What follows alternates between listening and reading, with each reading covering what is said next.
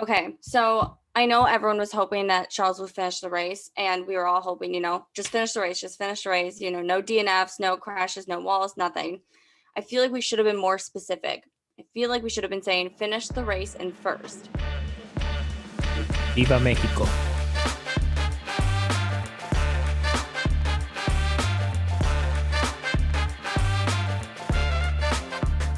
All right, what's up, guys? Welcome back to Break Check. This is episode 14, Monaco Grand Prix recap. We are right after the race, right after Sergio Perez's victory, Mexico's victory, my victory. I'm about to go hop in my Mustang. Victory. I'm about to go hop in my Mustang and take some victory laps. I'm feeling great. Megan, how you feeling? First reactions. We won't even ask what our plans are this weekend. We're in a rush right now.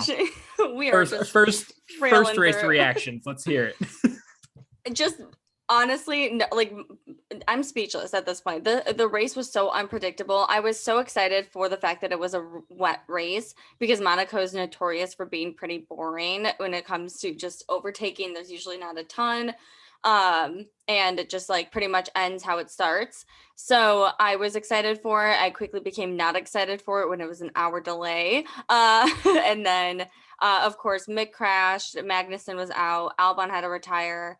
And then Leclerc dropped. I mean, I didn't know who was going to win at that point. And, if there's going to be any other DNFs. Yeah, there was so much pitting going on at the beginning, just switching from the wets to the inters to the slicks. There is a point where I think I texted you. I was like, I don't really know like who's in what position because of all the pitting. But then as it went on a little bit, I texted you as well. And I was like, hey, I think Checo and Carlos are 1-2 right now, like legitimately. Obviously that's how the race panned out. They finished 1-2, Max 3, Charles 4. Let's start talking about Ferrari. Okay. Tough weekend. I mean, obviously they finished 2-4, which isn't bad, but they've got Charles in a title race with Max, and he finished fourth. And it was the team's fault. 100%. Yeah, if you want to touch on that, go ahead. It sucks because Charles did everything right this weekend. He could not have done anything different. And Sainz also had a really good strategy, and I think it was good on him to suggest staying out and playing the long game and then switching for the slicks when it was dry enough. So I think that was really smart on his end. But like you said, the engineers, the strategy guys, like they just messed up. They pitted Leclerc too early the second time around, and it delayed him and put him back behind Verstappen and totally messed up his chance pretty much of winning. I don't know if you saw the replay of it, but they told him to pit. He came in the pit, and then they told him to leave. They tried to call it off at the last second, but he was already in the pit lane. Yeah. Really just screwed. I mean, he didn't gain or lose any more positions after that. Really screwed his race. If you're Ferrari, Carlos had a good strategy wanting to stay out because, I mean, honestly, teams were switching to the slicks, but they weren't going fast enough yet to really warrant getting off, like taking the time to pit. Any other thoughts about Carlos and Charles? Yeah, so I think if anything else on Carlos and Charles and all of the race, I just wish Carlos would have won because he has yet to win before, and he always comes runner up. So, and I just think he deserves a win at this point. He's had such a rough couple of races the last few times, so it would have been nice to see him at top. But I am happy to see him still on the podium. Yeah, definitely. I'm a big Carlos fan. Obviously, I'm a little bit bigger of a Checo fan, so I did not want Carlos to win. I like Charles and I like Ferrari, but I don't think I'm as big of a fan of him as you are. So I obviously did not care if Charles won or not. I wanted him to finish the race, which I'm glad he did. The poor guy can't catch a break in his home race, but right. I was very, very happy with the result. We can just, and we'll save Red Bull for a little bit. Is there any other team you want to talk about real quick? I mean, we might as well just go into Red Bull, I think, just because they're. Yeah. So Checo, Sergio Perez, Monaco race winner, third career race win, I believe. This was a great race from him. It was incredible. I don't think we had time to talk about this, but I would like to give him driver of the week if that's fine. I think so. Yeah, I think he deserves it. Yeah. Okay, cool.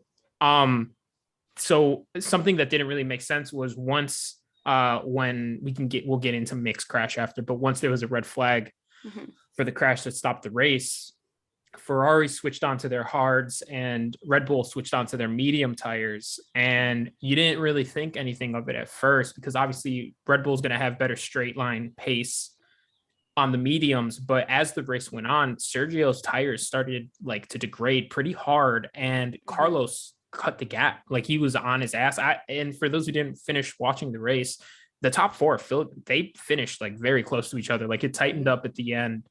And I think it was just a really good job of tire management, just pace management, track management, everything from Sergio today. It was really good. All of his like skills and, where he does the best in Formula One, it all came into play today and it paid off. So I think, 100% driver of the week. I was, and early on, I was like Gasly for sure, because Gasly was just freaking powering through and passing everyone. But he was also on the intermediates when everyone was still in the wets for the most part. So, but. Kind of a weird weekend for Max. Not really anything of note. Had a little bit of trouble during qualifying. During the race today, I think I texted you at one point. I was like, I think he might be a little too aggressive, but he seemed fine with just going for the podium finish, getting the points. Yeah. Because if it would have sucked if he goes really hard, DNFs, and then had he DNF today, just by trying to overtake or whatever, Checo would have been in first in the driver's standings, I think. Yeah, probably, because I think they're only 9, or no, they're Verstappen 15. 15. Yeah. Leclerc and Verstappen are 9-point difference. Now, but I agree. I think it was smart on Verstappen, and I think he's getting a lot better with that in terms of his anger and just not being too aggressive when he knows better.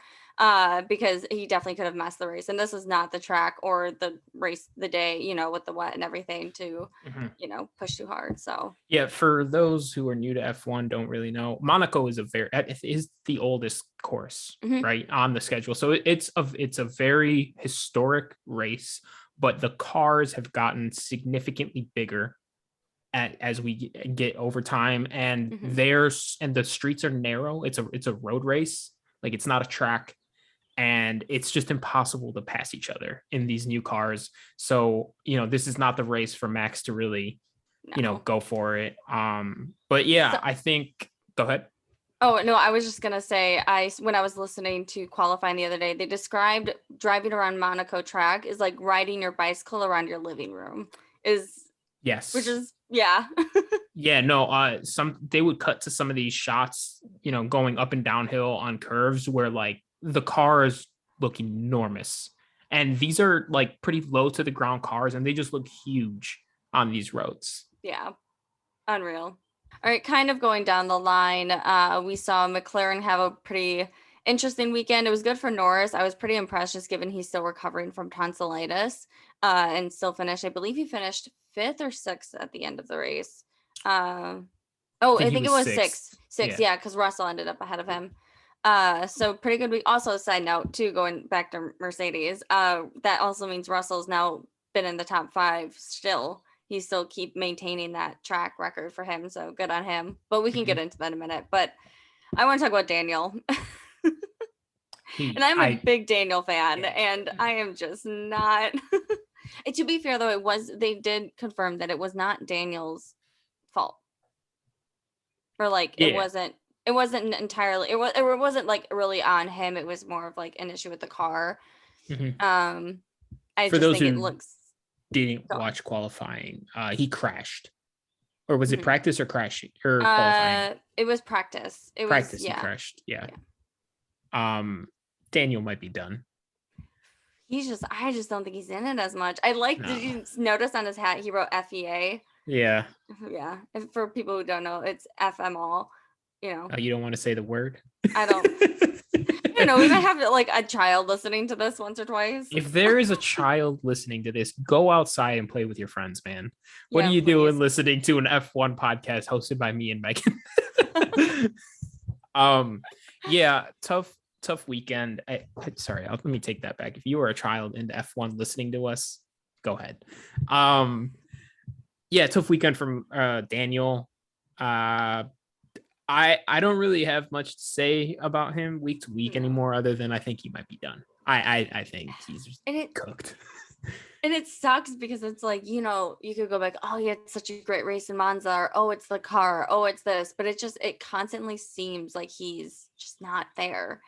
And like, yes, he's probably out of his prime. He, you know, I think people have a lot of expectations on him because at one point he did look like he could be like the likes of Lewis Hamilton or Verstappen and all of that.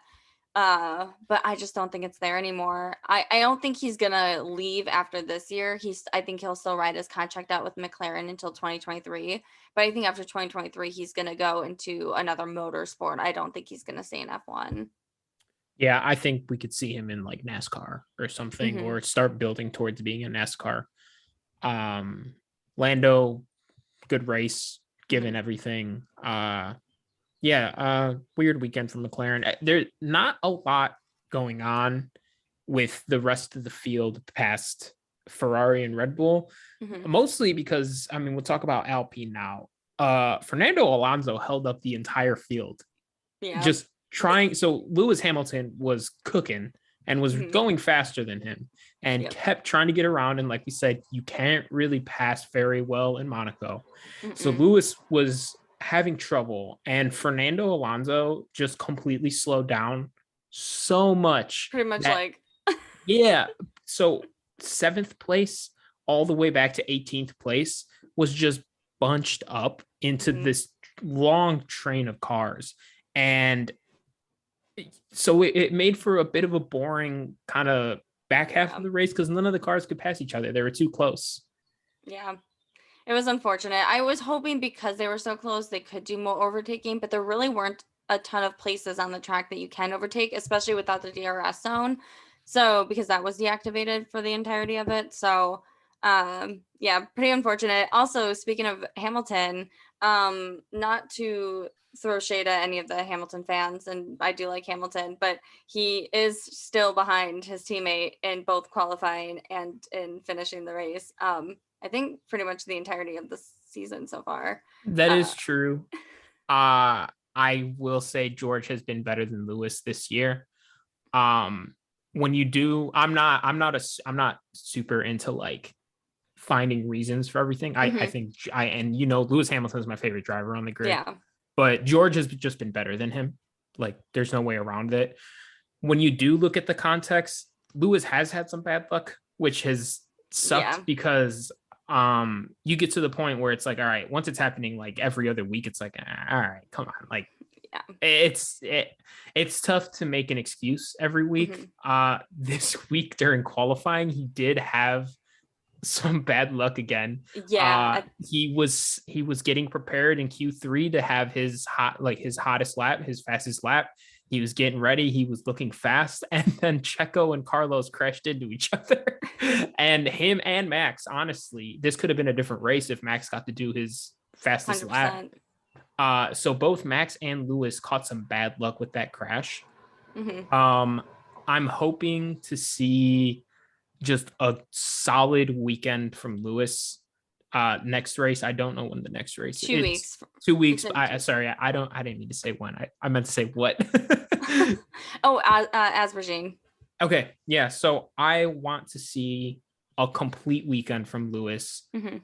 at Aspergine. I want good practice laps. I want good qualifying, and I want good racing, because right now he is, if you look at moments, he's faster than George, but George is putting entire weekends together. He's qualifying Yeah. well, he's racing well, he's overtaking well, he's defending well. Lewis right now is practicing well, qualifying poorly, obliterating the back half of the field because he's 10 times faster than all of them. And then, he gets to the end of the races and he's only like P7, P6, P8 because he's just not putting together consistent entire weekends. Yeah, and I will say, I know when we did our predictions, I believe I had said this too. I feel like some of these younger drivers are just adjusting to new cars easier.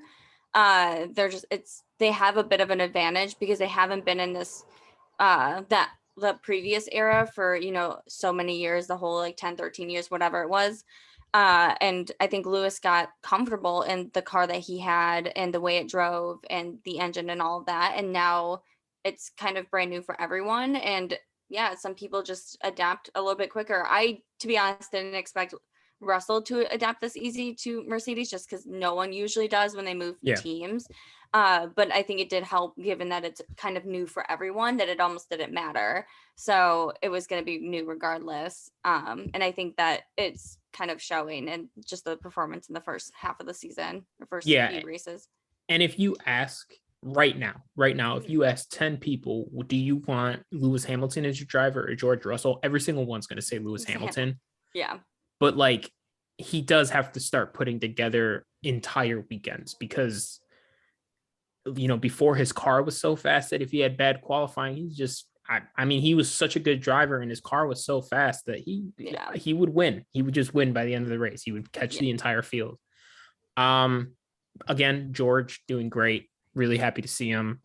Hopefully we'll see something better from Lewis in the coming weeks. Yeah, I mean, they had a bit of bumping in Monaco, so I'm sure as Regine, it's a bit nicer of a track, I think, for them. And given how well they did in the previous race, the Spanish Grand Prix, I think that they should have a good weekend coming up in 2 weeks. So we'll see. I agree. And they would have been like up there in the top 3 teams, or Lewis would have been up there with George as well if he didn't get stuck in that train. But once again, if he had qualified better, he wouldn't have been stuck in the train. I know there was some bad luck with the crash, but you want to see them start putting it together. Yeah, I never understand that side note. Why some of the teams too will wait until the very, very end to do their fastest lap, like their hottest lap. To me, I just think that's poor strategy because half the time when they try and do that, there's a crash, there's traffic because everyone's trying to do it at the same time. You know, it usually doesn't work out for everyone when they do it like that. I mean, of course it happens sometimes where it's like their fastest lap and it kind of prevents anyone else from attempting, but at the same time it's a huge risk. And if your fastest lap isn't in that, you know, top where you would hope to start, then I think they should be pushing it a little bit sooner. Yeah, I feel like if I was a driver, team, whatever, I would want to go 100% all out for it, like earlier in Q3. And then if you have to go for another one, do that on the last lap. But like if you put down a qualifying time that's good enough for P2, P3 early on, and then you get bounced to P5, P6, that's not bad. But if you're not putting down a time and then your fastest time so far is like P8, and then you don't get a chance to do your flying lap, well, then that's a lot different than starting P5, P4, you know? Yeah, and especially on a track like Monaco where you really don't finish you really don't have a lot of opportunity to overtake. So if you're starting, you know, P8, you're probably going to finish around P8. I just think tracks like that or any other street track really is like the time to be doing it sooner. 100%. Yeah. Hope maybe we'll see some change in that strategy moving forward. All right. So like we said, there hasn't been a ton of things to cover from Monaco, just given the track and all that. But we did want to talk briefly about Haas, Mick's crash, of course. I know Magnussen did have to out the race just because they had, I think it was a water issue, some pressure or something. And so unfortunately he wasn't able to finish. I think it's good that it was their first DNF of the season where he, you know, something that was wrong with the car, which hopefully it doesn't happen too much more often because Haas is continuing to just drop down and get further away from the midfield. But I also, you know, it's really unfortunate too for Mick in that crash. I don't know if you had any thoughts from that. It was really freaky to see happen. That was a brutal crash. The power unit detached, the car split in half. It seemed to just hit a wet patch. I think that's all it really was. I felt really bad because when you texted me that he was switching on to slicks while the track was still wet, my immediate response was, can he drive that? No, the answer was no. No. Yeah, honestly, I have a confession. When I predicted Mick was going to score points this weekend, I didn't actually think that. I was trying to be nice. I'm sure you knew that. Yeah. I don't know, man. I this might be it for Mick at Haas. I gotta be honest. I do think Mick will score points. I do think he should be in Formula One. I don't know that it's going to be with Haas anymore. See, I think he will still stay at Haas. I think Haas is going to keep him and Magnussen for another year or two. One, because I don't think their reserve driver would be much better than Mick, in my personal opinion. So I don't know who else they would want to put there. And Mick does bring a ton, like, even though he's not technically a paid driver, his name alone and that credibility is still pretty big, and it still brings a big sponsorship money. So I would be surprised if they got rid of him. I think I don't think he's ever done well on a street track, to be fair. So I think that's just one of his faults. And so I think, hopefully not his regime, and with some time off, he'll be able to come back and maybe in the points this time. I want to give him the benefit of the doubt though, but that's also me coming from being a Mick fan. Yeah, no, definitely. I hope he figures it out for himself. Honestly, I would like him to have a future in F1. I think it's cool, who he is and what his dad meant to the sport, but he does need to start kind of picking it up showing something. Yeah. Just real quick on Haas. Obviously, they've not had the best mid-season that they had early season. However, I do still have a lot of hope for them, especially next year. I think now they see they can make a fast car. Now it's about, okay, how do we make it reliable? Yeah, it's I think it's given them a glimpse of hope, and especially with Magnussen, who's been so consistent this year, given with all the issues that he's had with the car, and just kind of some of the bad luck too. I think they're in it for, a good run. If not, the second half of this year, then definitely next year. Yeah, definitely. Real quick, touching on a slower team that has not had glimmers of hope like Haas this year. I mean, they have with Albon, but Williams, tough weekend. Albon had to retire. I don't know exactly why yet.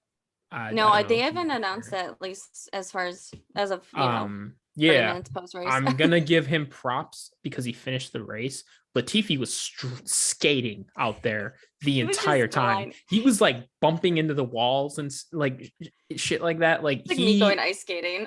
I have no idea how he finished the race, because every 7 laps, I'd be like, oh, Latifi gets a little squirrely. Oh, Latifi makes a little bit of contact. It was I was like, he crashed under the safety car, or he hit the barrier under the safety car before they started the race. They were going 40 miles an hour. Yeah, everyone was like, yeah, he just had to get his crash out early. My goodness. I had a knot in my stomach for the last 10 minutes of the race, waiting for Checo to win. I would have lost my mind if Latifi crashed.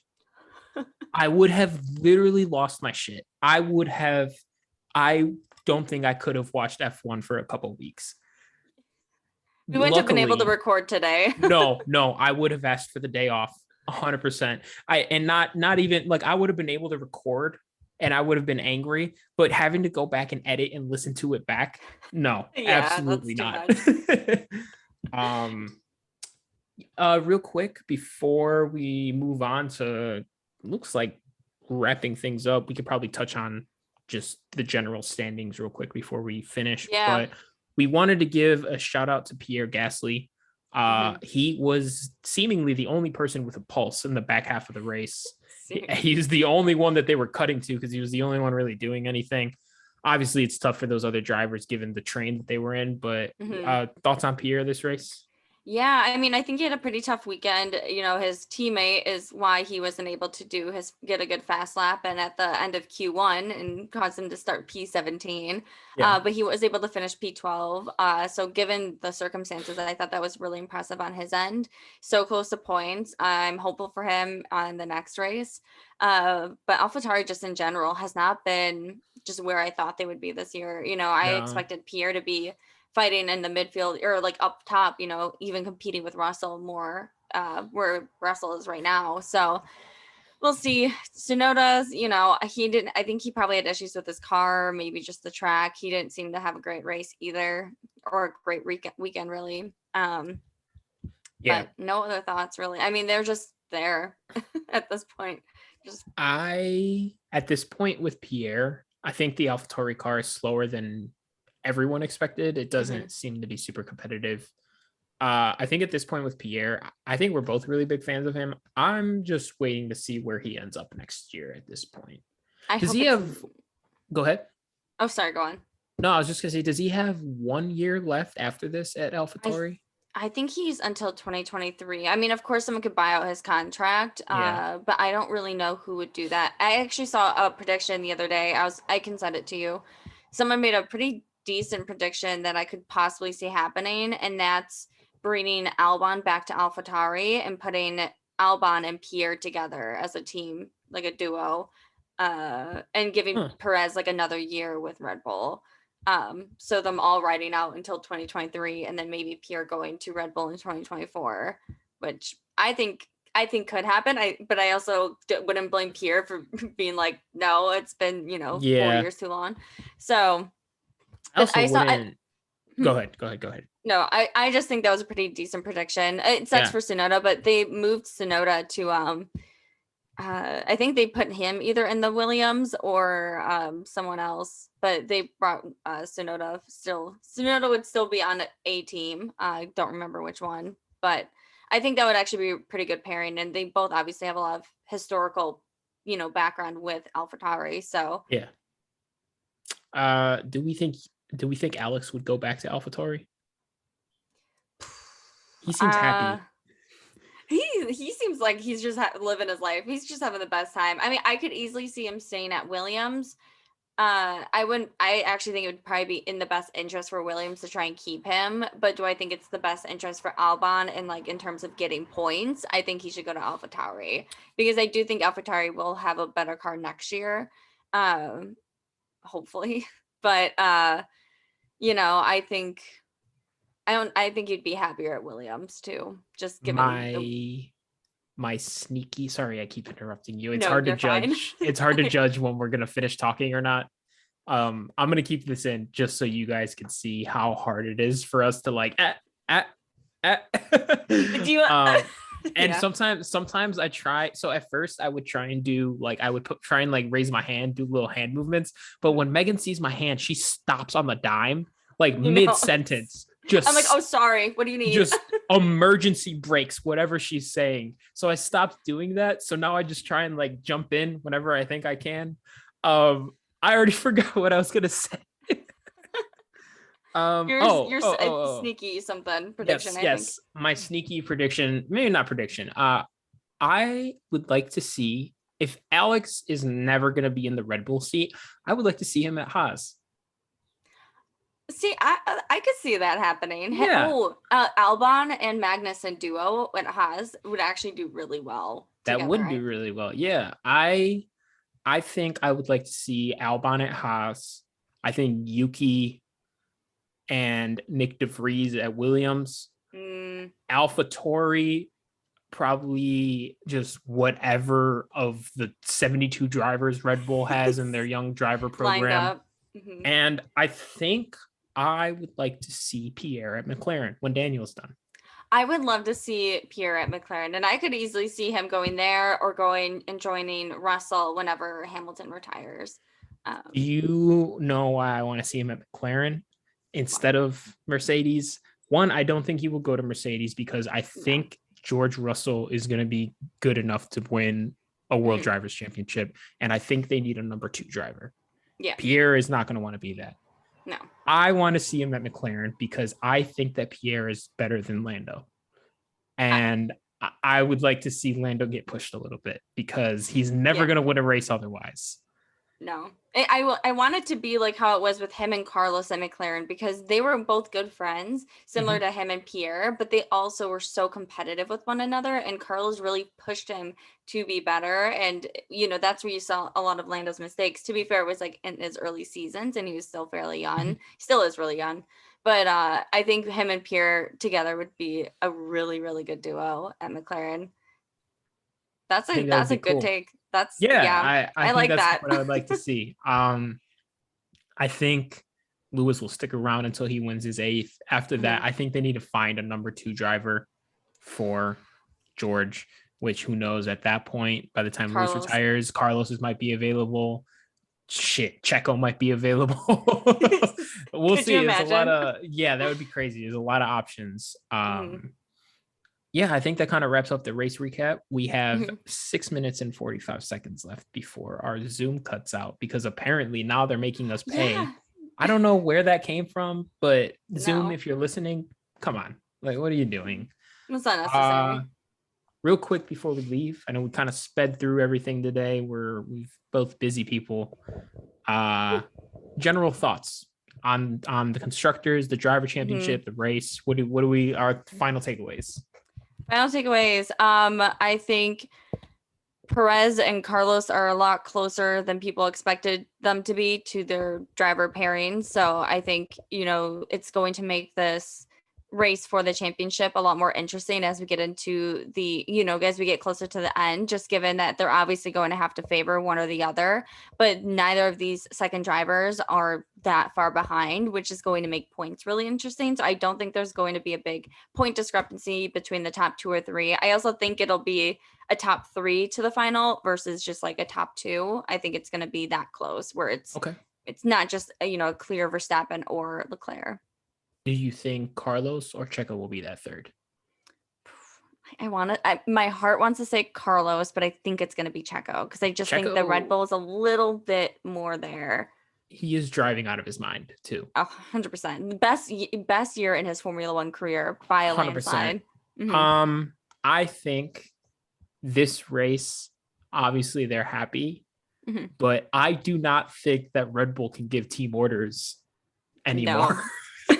I think they're obviously happy their driver won, Yeah. but I don't think they can give team orders for a while. Mm-mm. Like he's 15 points behind. He's probably in second place now, right? I I have no idea. No, he would be in I third because third. Charles is 9 points Right, away. right. I'm interested to see how that plays out Mhm. because a lot of Red Bull's strategy has been have Checo up there and then Max eventually gets past them. And I don't think that they can have him just do that anymore. No, it'll be interesting to see. I think there's going to be a lot more tension pretty soon between them for sure. And I at first wouldn't have expected that because I think Checo, has accepted him as a second driver, but I also think he knows now too, especially seeing how he's performed, that he could just as easily be number one. So Yeah. So we'll see.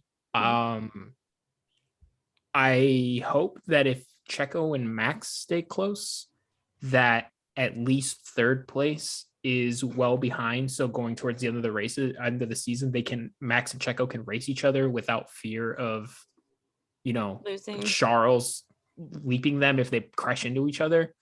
I think the rest of the season is going to get pretty interesting. Yeah, it could be like a Nico and Lewis thing at Mercedes where they were pretty much competing each other by the Yeah. end of it, and it gets intense. So, but yeah, so no race next weekend, but we'll be back with another Get to Know series. We'll be doing Red Bull after that amazing win by Perez. Of course, Juan will be covering Perez, and I'll be covering Verstappen, everyone's favorite driver. But yeah, so thanks you guys for listening. As always, follow us on Instagram, Twitter, YouTube, Spotify, Apple. I think we're on Amazon Music too, if you want to Are listen to your we? podcast there. Yeah, If you are listening to podcasts on my Amazon dad. Music, oh man, I was about to make a bad joke. Thank That's why I God was you said. gonna. Okay, all right. Thank you for Just stopping me wanted to. there. Perfect. I Our one was. subscriber is my dad, so just Oh man, for those who know me, personally, I get really weirdly specific with insults. I had just a joke in the back of my head. I was about to let it rip. Thank you for stopping me there. This has been episode 14 of Break Check. We will see you guys next week.